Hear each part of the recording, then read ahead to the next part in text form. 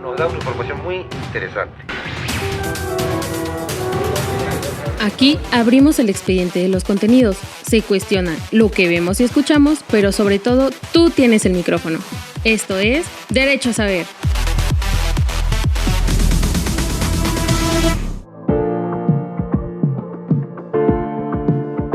Bienvenidas y bienvenidos a Derecho a Saber, el espacio donde exploramos temas de tu interés y todo lo que necesitas conocer para estar bien informada e informado. Soy Gaby Ortiz Portilla, tu defensora. Gracias por acompañarme en este viaje hacia una ciudadanía más empoderada. Derecho a Saber. ¿Sabías que en la producción de contenidos el enfoque frecuentemente se centra en luces, cámaras y guiones, pero se ignora quiénes son realmente las audiencias? No son solo espectadores, son sujetos de derecho. Exploraremos la importancia de la capacitación en la creación de vínculos significativos, los derechos de las audiencias y la ética en la comunicación. Acompáñanos. Hoy tenemos el honor de contar con la presencia de la maestra Hilda Saray Gómez González, una voz con gran experiencia en comunicación pública y defensa de las audiencias. Ella es defensora de las audiencias en Guam Radio 94.1 de FM y también es la presidenta de la Asociación Mexicana de Defensorías de Audiencias. Bienvenida, maestra Hilda, a Derecho a Saber. Gaby, muchas gracias por la invitación. Es un verdadero gusto estar aquí en este programa. Un saludo para ti, para todo el equipo y por supuesto para las audiencias. Es un gusto tenerte aquí.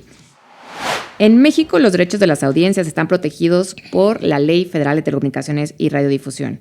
Estos mecanismos no solo garantizan información veraz y plural, sino que permiten que la ciudadanía alce la voz. En un contexto donde la desinformación y el odio amenazan contra nuestra convivencia, es más crucial que nunca promover una comunicación ética y responsable. Exploraremos el poder de las audiencias y la importancia de escucharlas, porque en una democracia respetar a quienes nos escuchan no es solo un deber, es nuestra misión.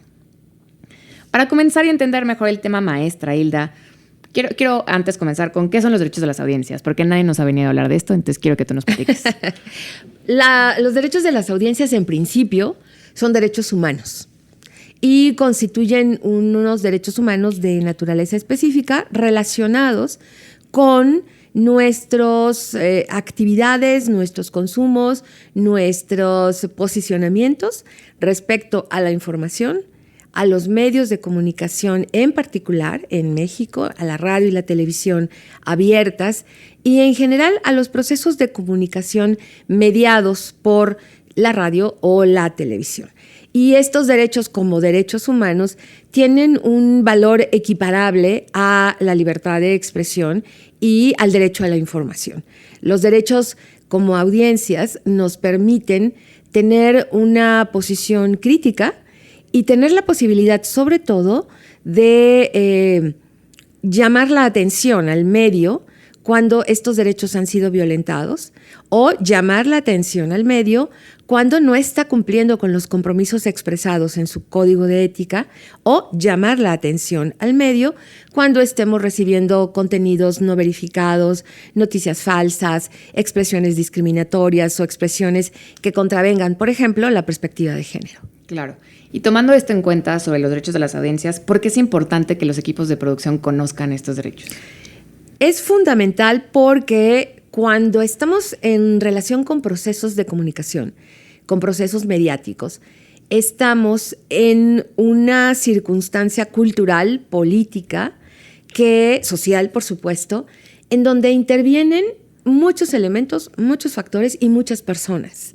Y en ese sentido, vale muchísimo la pena que estos derechos de las audiencias, que tienen en nuestro país un rango legal desde la Constitución, en el artículo 6, hasta la ley en materia de telecomunicaciones y radiodifusión que fue promulgada, entró en vigor el pasado 17 de julio, estamos ante una circunstancia legal y también ética, que tiene que ver con el hacer y con el saber hacer de la producción radiofónica y de la producción mediática. Sabemos siempre que la producción mediática es una especialización, es un trabajo, es una actividad de una muy alta especialización que requiere un conocimiento preciso de asuntos técnicos, de asuntos de composición, tanto del audio como del video, que tiene que ver con una idea de la narrativa, de los imaginarios, de los objetivos que estamos persiguiendo y construyendo.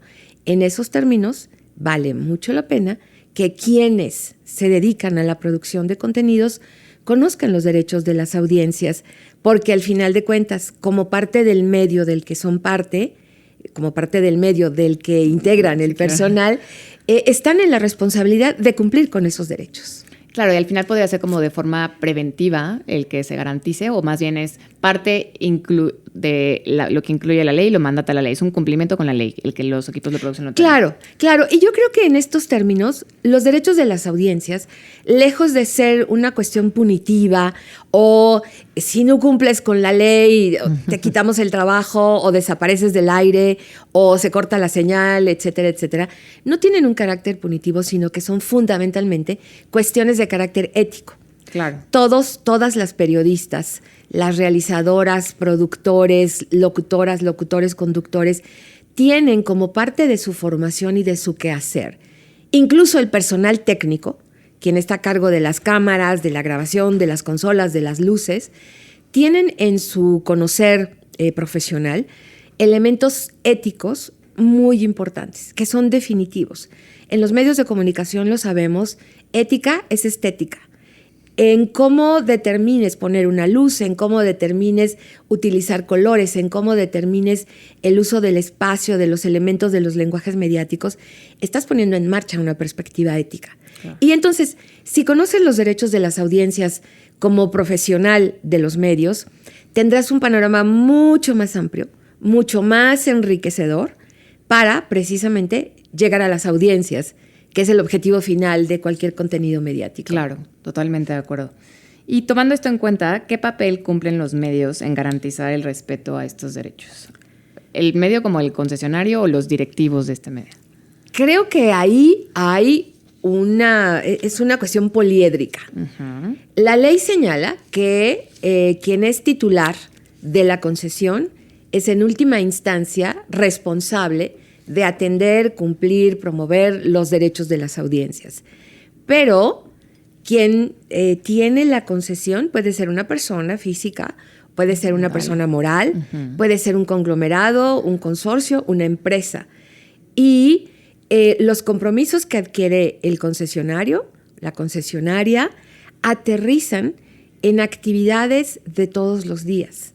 Aterrizan en una línea editorial, aterrizan en una propuesta programática, aterrizan en una selección de formatos que se van a realizar en vía contenidos, aterrizan en una selección de personal que sale al aire o que sale a cuadro, aterriza en un código de ética interno que guía ese trabajo y aterriza en determinaciones de producción, ¿no? Vamos a hacer programas noticiosos, vamos a hacer documentales, se van a producir programas de entretenimiento, se van a hacer musicales, se van a hacer contenidos dramáticos, se van a hacer contenidos poéticos, educativos. Vamos, en el amplio espectro de la producción y de la creatividad mediática, la ética está presente siempre y tanto el concesionario, que es el último responsable de cumplir con los derechos de las audiencias, como quienes están manejando el micrófono, claro, tienen una parte de esa responsabilidad.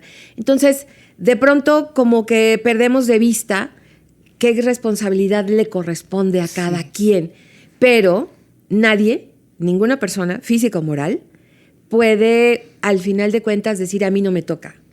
Hay segmentos de responsabilidad y partes muy específicas de responsabilidad que aterrizan en personas concretas. Claro, al final es un tema transversal, no es solamente uno es el encargado de los derechos de las audiencias, el otro los resuelve las quejas y sugerencias, es todos participan. Claro, ¿no? Yo diría que, por supuesto, la libertad de expresión es un derecho irrestricto. Por ejemplo, para quienes se dedican profesional o amateurmente, ¿no? Uh-huh. Digamos, a la producción de contenidos, a la producción de programas de radio y de televisión. Es un derecho que no está a discusión bajo ninguna circunstancia y que es un derecho además que debemos promover, defender y siempre señalar como algo ganado y que forma parte de la estructura democrática de nuestro país. ¿Y cuál es tu opinión acerca de las plataformas digitales? Sabemos que los derechos de las audiencias se garantizan a aquellos que están ocupando el espectro, por así decirlo, el espectro radioeléctrico que tiene una concesión. Pero, ¿qué pasa con este mundo digital, con las plataformas digitales? ¿Deberían de tener alguna cercanía con los derechos de las audiencias? Yo creo que sí. Lo creo como defensora de las audiencias en activo en una emisora de radio y lo creo como profesional de la comunicación.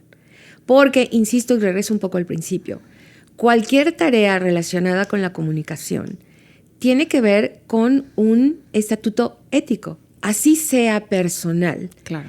La avalancha social, tecnológica, en el plano de lo simbólico, en el terreno de las ideas, que ha significado el desarrollo del ciberespacio, Internet, plataformas y todo lo que ahí convive y está por venir, incluyendo la inteligencia artificial, tomó a la humanidad como de sorpresa, ¿no?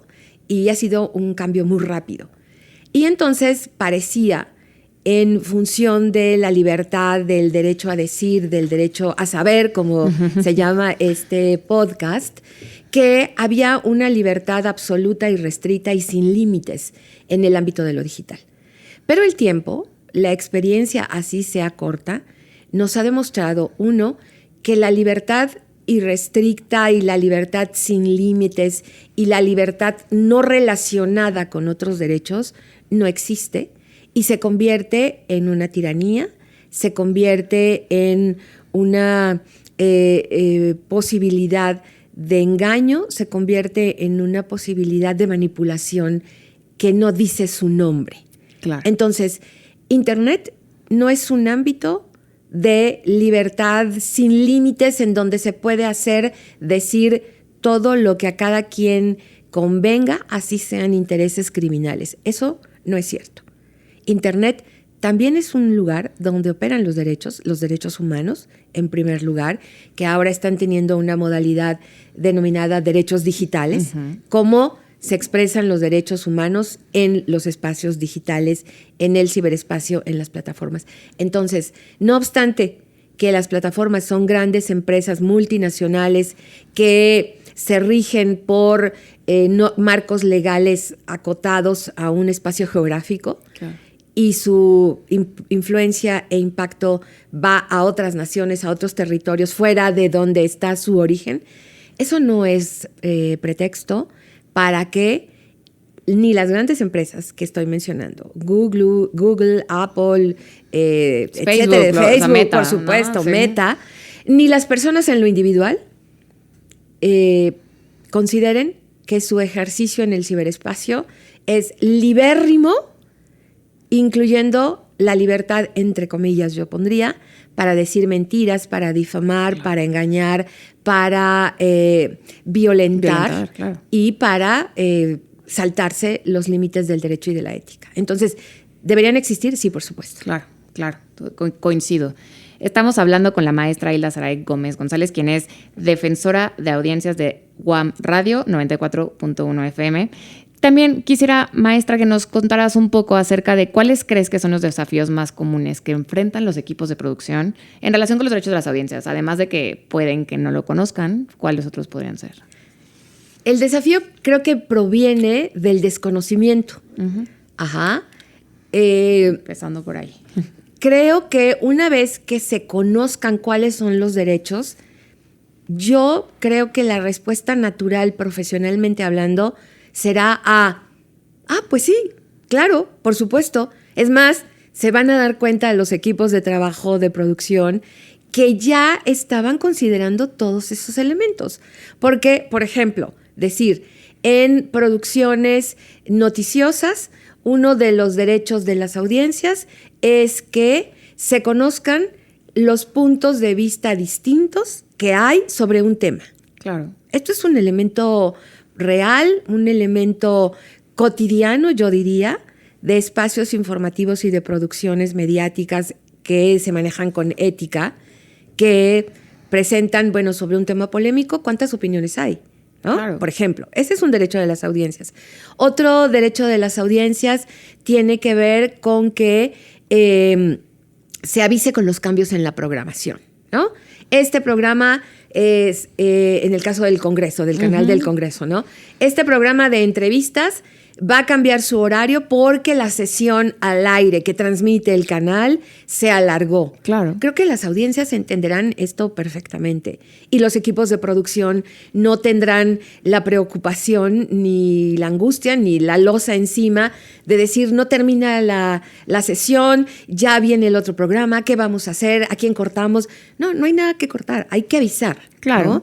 Derecho de las audiencias es también contar con programas que sean de diferentes géneros. Y entonces, el canal del Congreso, regreso al ejemplo, tiene programas de noticias, tiene programas de entrevistas, tiene documentales, tiene programas culturales, tiene N formatos, ¿no? Entonces, cuando quien se dedica a la producción de contenidos, en mi experiencia en Guam Radio es así, ¿no? Cuando les he presentado los derechos de las audiencias en todas sus versiones, dicen, sí, está muy bien, me parece muy bien, ¿no? No son una mordaza, se quita el miedo de decir, a veces derivado de ese desconocimiento es, la Defensoría me está escuchando o me está viendo o qué va a decir, ¿no? Sí. Se quita ese miedo y tampoco representan un límite a la creatividad. Claro. ¿No? La creatividad es inmensa, interminable, y quien se dedica a la producción mediática tiene infinidad de recursos desde esa creatividad y esa experiencia para no chocar nunca con los derechos de las audiencias. Claro, al final creo que podría ser muy grato para todas las personas que trabajan en producción saber por qué están poniendo un cintillo avisando, porque sabe que es un derecho de la audiencia. Es decir, Claro. como que los involucras en que están garantizando un derecho. Por supuesto. Ahora, tampoco hay que exagerar, ¿no? Pongo un ejemplo también de la vida real. A ver. Uno de los derechos de las audiencias es que haya no discriminación, que en los programas se instrumente la perspectiva de género y que el interés superior de la niñez sea algo, un principio que guíe la producción mediática, ¿no? Bueno, con el derecho, el interés superior de la niñez, creo que no hay problema. Hay una normatividad muy amplia en relación con la presencia o la participación o el que niñas, niños y adolescentes aparezcan en las noticias, en los programas. Y creo que eso también es determinación ética fundamental, Claro. ¿no? Con la no discriminación.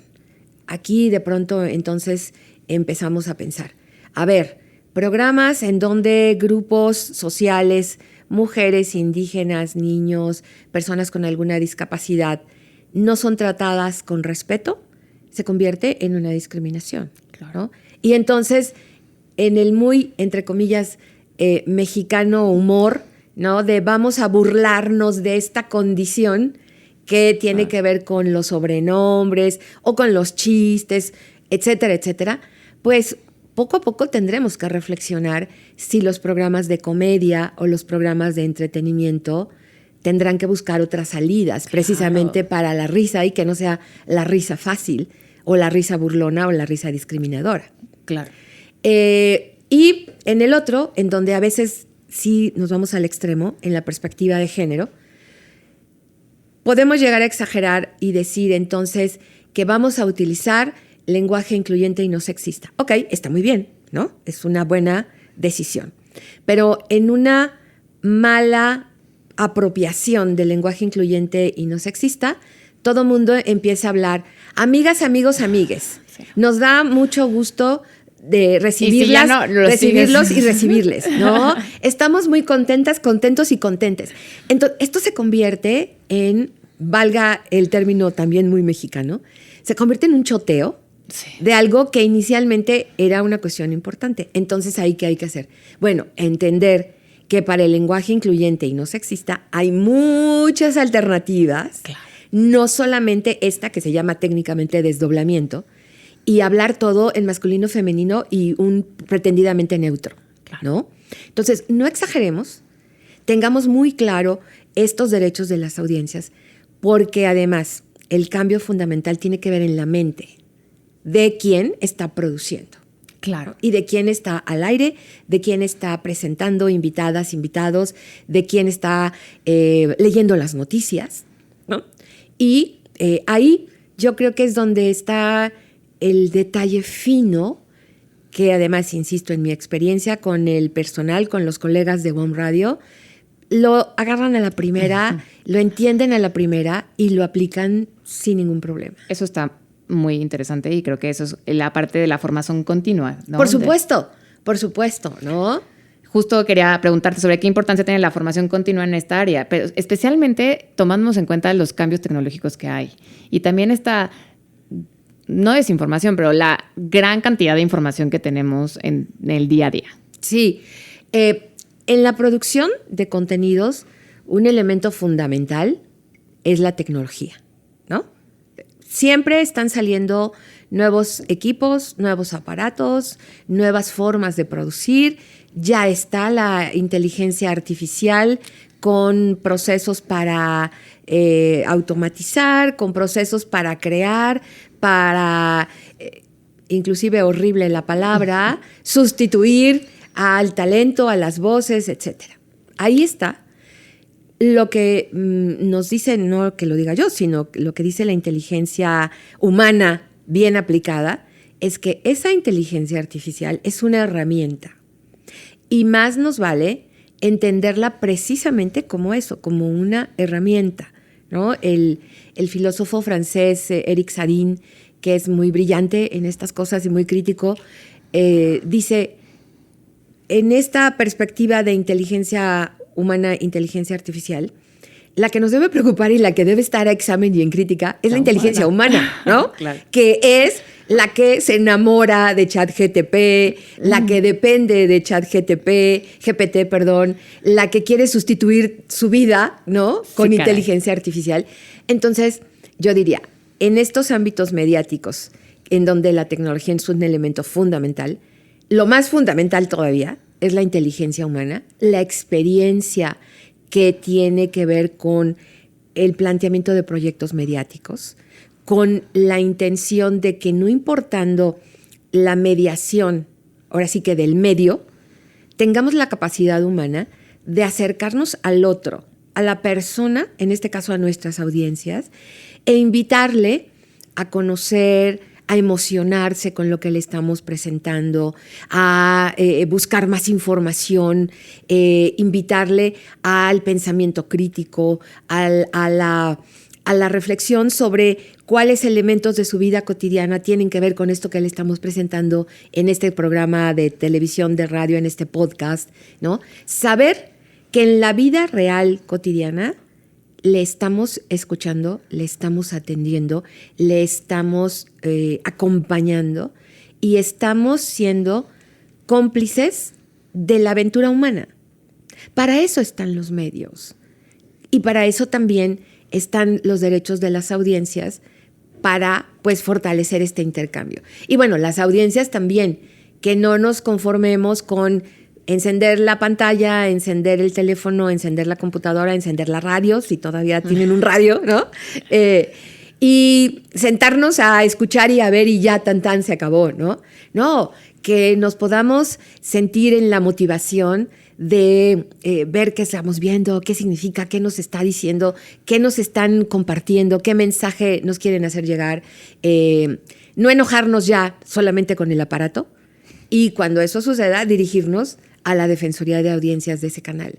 Y entonces, no obstante, la plataforma tecnológica que significan los medios y los entornos digitales, que tengamos la capacidad humana de traspasarlos y conectarnos con el otro, ¿no? Conectarnos con la otredad y presentar contenidos que realmente vengan de nuestro corazón y de nuestra sensibilidad y de nuestra experiencia y de nuestras ideas como profesionales de los medios a las audiencias que ahí están y que están esperando tener algo motivante, emocionante, divertido, serio, pero cautivante, pero que le hable a una parte de su vida. Claro.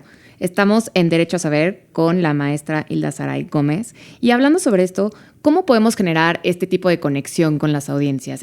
Porque al final buscamos consumir contenidos donde o te reflejes o conectes o te motive a algo, ¿no? Pero ¿cómo lo podemos hacer respetando estos derechos de las audiencias?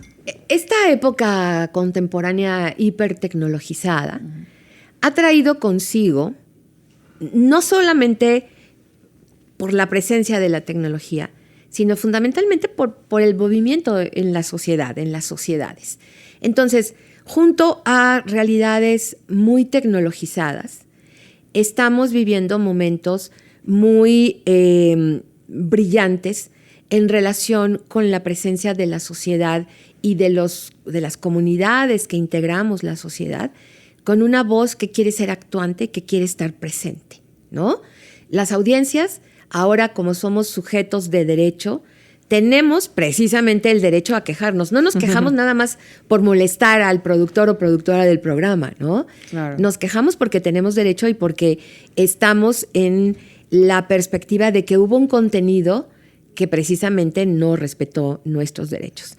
Entonces, las audiencias no somos solamente quienes consumimos contenidos.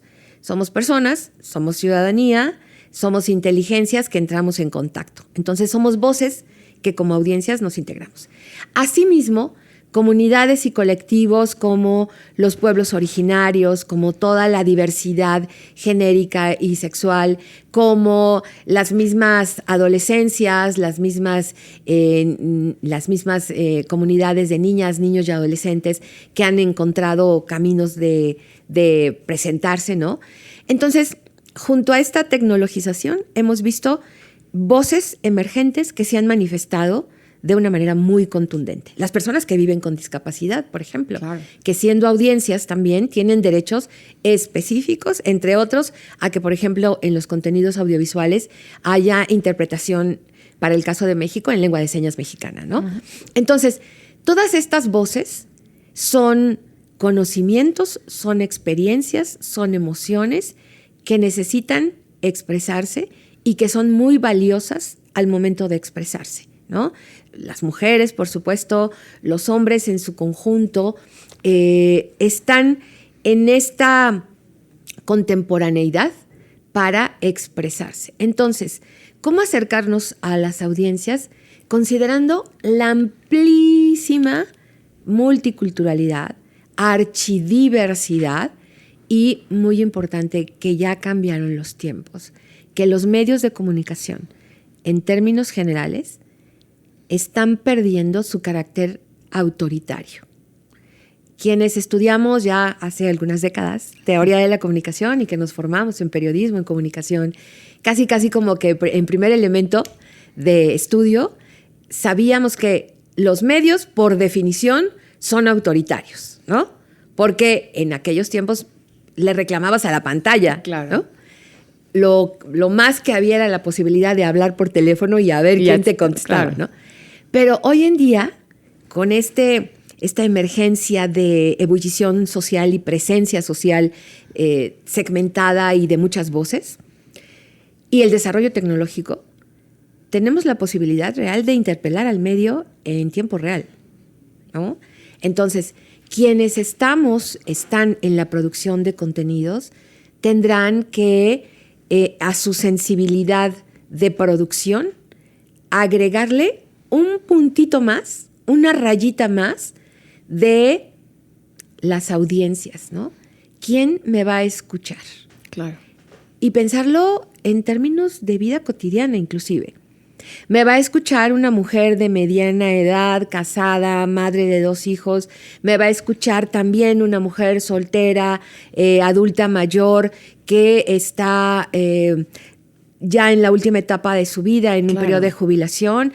¿Me va a escuchar un hombre trabajador de mediana edad que todos los días toma la combi y en sus audífonos va escuchando el programa que yo produzco, ¿no?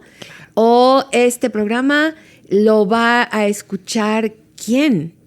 ¿Quién lo va a escuchar, no? Entonces, creo que eso también es un elemento muy interesante, que quienes producen contenidos no se vayan con la idea de que tener el micrófono es tener la razón. Eso no es cierto. Claro, eso ya se acabó. Eso ya se acabó.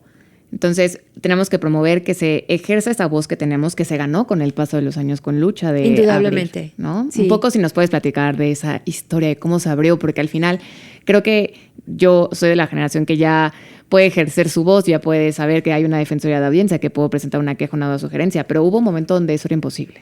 Claro, era imposible porque también hay que decirlo, ¿no? Inteligencia humana pues ha habido desde que hay humanidad. No es que ahora las audiencias seamos más inteligentes que antes o seamos más conscientes y más chidas que antes, ¿no? Sí, más democráticas. Igual y sí, pero a lo que voy es que antes de que existieran los derechos de las audiencias legalmente hablando ya establecidos, las audiencias, aun cuando no tuvieran pues toda la posibilidad de interpelar, pues sí tenían un pensamiento. Igual ese pensamiento crítico se quedaba consigo y lo dejaban consigo, claro, y lo discutían a lo mejor nada más en la mesa, en la cena, en la familia, con colegas de trabajo, ¿no? Antes los taxistas o los boleros, ¿no? Eran como parte de ese andamiaje de la crítica social. Pero ahora, ya con la posibilidad de ejercer este derecho, es decir, crítica siempre ha habido, pero estos derechos nuevos, como los derechos de las audiencias, nos dan nuevas posibilidades. Partimos en México, pues por ahí yo creo que de los años 70, mediados de los años 70, con el derecho a la libertad de expresión y el derecho a la información que ya se establecieron legalmente en nuestro país. Es como cuando comenzó esa apertura, ¿no? Apertura política, necesariamente apertura mediática. No olvidemos también que los medios de comunicación de uso público, de uso comercial, de uso comunitario, de uso social, también son entes políticos y también juegan, ¿no? Los medios de uso comercial en México han tenido una participación política muy clara que ha tenido que ver con las distintas formas de ejercicio del gobierno y se han venido pues como acomodando y han tenido encuentros y desencuentros y ahí están, ¿no? Claro. Además del servicio público que ofrecen de programación, de programas de comunicación, tienen un papel político en una vertiente de relación con el gobierno en turno que ahí está vigente, ¿no? Cambia, por supuesto. Los medios de uso público también tienen un papel político, un papel con sus audiencias, juegan un papel también con los gobiernos. Creo que es conocido a lo largo de la historia del país que siempre o muy frecuentemente de parte de los gobiernos siempre existe una tentación, digamos, entre comillas, de que los medios públicos se conviertan en sus voceros. Sí. Cuestión que ahora ya sabemos no es correcta, sino que los medios públicos están con la ciudadanía, claro, con la amplitud ciudadana. No tendrían que ser voceros de ningún gobierno ni de ninguna persona, mucho menos, ¿no? El canal del Congreso, ¿de quién tendría que ser vocero? Pues de las audiencias, ¿no? Claro. Vocero de nadie, porque aquí conviven diferentes fuerzas políticas. Claro. Está el país representado en el Congreso. Entonces, sería un contrasentido que este canal, este podcast, esta defensoría se alineara a una sola expresión, ¿no? Claro. Pero obviamente tiene un papel político. Y los medios de uso social también tienen un papel político, empoderando a sus comunidades, dando espacio a las lenguas originarias, a las preocupaciones, a las concepciones de mundo de los pueblos originarios y de las comunidades. Entonces, en esa perspectiva, ha sido un cubo de Rubik, digamos, ¿no? un desarrollo social, un movimiento social de muchos movimientos, de muchas etapas, de muchas participaciones y de muchas voces que se han manifestado, a veces con el acompañamiento de voces en el Estado o en los gobiernos, a veces con el disgusto de los gobiernos y del Estado mismo, a veces con la limitante del gobierno mismo, ¿no? En diversos momentos en nuestro país. Pero las voces de la sociedad ahí van avanzando y yo sí diría que los derechos de las audiencias tienen su origen, su germen, en estas luchas de mediados. En la batalla. En la batalla de la libertad de expresión, el derecho a la información, y se consolidan también. Aquí yo creo que es de ético reconocerlo, el propio Estado mexicano en la modificación que hizo respecto a tener los derechos humanos como elemento fundamental de construcción en el Estado mexicano. Ese fue como un segundo impulso para la existencia de los derechos de las audiencias como derechos humanos, ¿no? Claro. Lo que antes conocíamos como garantías individuales son ahora precisamente los derechos humanos. Entonces, que las audiencias tengamos el carácter de sujetos de derecho en este ámbito, pues tiene que ver con esta historia contemporánea de la que aventurosamente somos parte. Me da muchísimo gusto formar parte además de esta historia contemporánea, porque es a partir de estos últimos 3 años que he tenido el gusto de ser defensora de audiencia. Finalmente, maestra Hilda Saray, ¿qué mensaje le darías a los equipos de producción que todavía no conocen las tareas de la Defensoría? O a lo mejor no los equipos de producción que ya están en la producción. Estudiantes que están en este mundo de la comunicación, están tratando de ver cómo a poder llegar a los medios de comunicación. Entonces, ¿a ellos qué mensaje le darías? Primero, que los medios de comunicación no se trata solamente de producir programas. Los medios de comunicación están llamados a una tarea muchísimo más amplia. Sí, se concreta en la producción de contenidos y de programas, por supuesto. Ese es su fin último en relación con sus audiencias. Pero para llegar a eso, para llegar a la producción de un programa, de un contenido que realmente valga la pena, no estoy hablando de contenidos chatarra, ¿no? Claro. Tenemos que pensarnos como parte de la contemporaneidad. Es decir, ¿quién quiere producir contenidos? ¿Quién ya produce contenidos? ¿Quién está como floor manager en un canal de televisión? ¿Quién está manejando una consola de 34, 62 canales o los que sean, 32 o 64 canales, digital, etcétera, etcétera? ¿Quién está colocando escenografías? ¿Quién está diseñando entornos de audio y de diseño sonoro? No solamente hace eso, son partícipes y forman parte de la creatividad contemporánea que se expresa en el campo de las ideas. Bien. Es decir, hacer un programa se incorpora a nuestro panorama cultural, político, social como una idea que juega, que tiene impacto, que tiene un mensaje, que tiene un objetivo y que sí forma parte de la vida cotidiana de la gente. Las encuestas nos dicen, bueno, es que ya la televisión, la radio, poca gente, no, ni tan poca, No, en las ciudades probablemente la movilidad, el acceso a los gadgets, el ancho de banda disponible para Internet, pues da la posibilidad de que haya consumos asociados más al espacio digital. Pero en el gran territorio mexicano, que no son ciudades, que no son territorios urbanos o que son semiurbanos, la radio y la televisión están presentísimas. Sí. Y quien produce, quien conduce, quien lee las noticias, quien ilumina, insisto, quien maneja las consolas, no deben tenerle miedo a los derechos de las audiencias. Porque al final de cuentas, también quien produce y hace todas estas tareas son ciudadanos, son parte de la ciudadanía y son audiencias. Claro.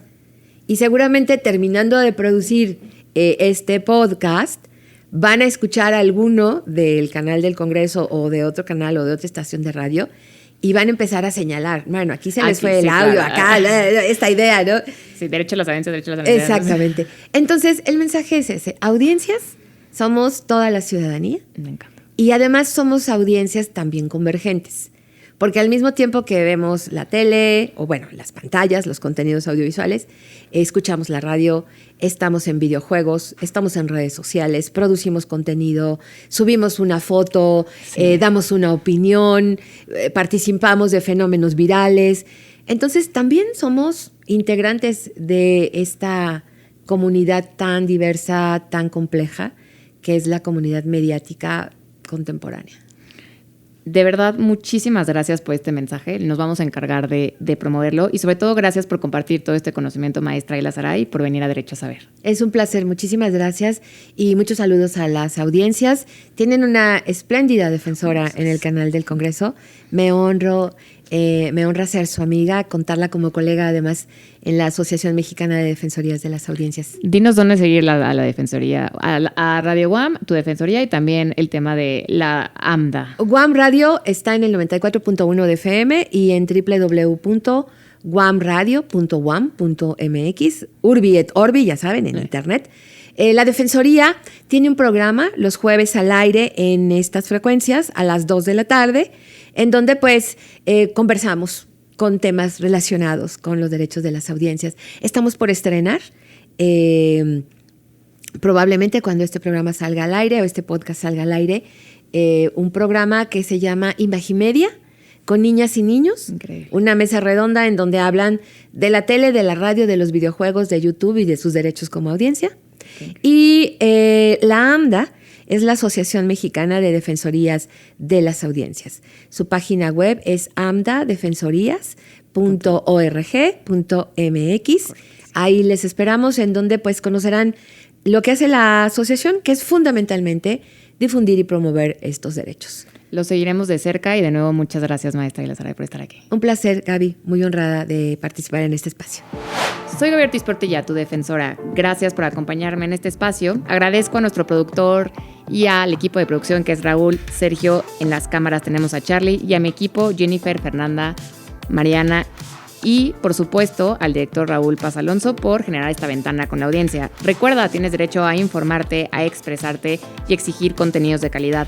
Síguenos en Spotify como Derecho a Saber y en YouTube, Instagram, X, Facebook como Defensoría de Audiencia, el canal del Congreso. Nos vemos a la siguiente. Nos da una información muy interesante. Derecho a Saber.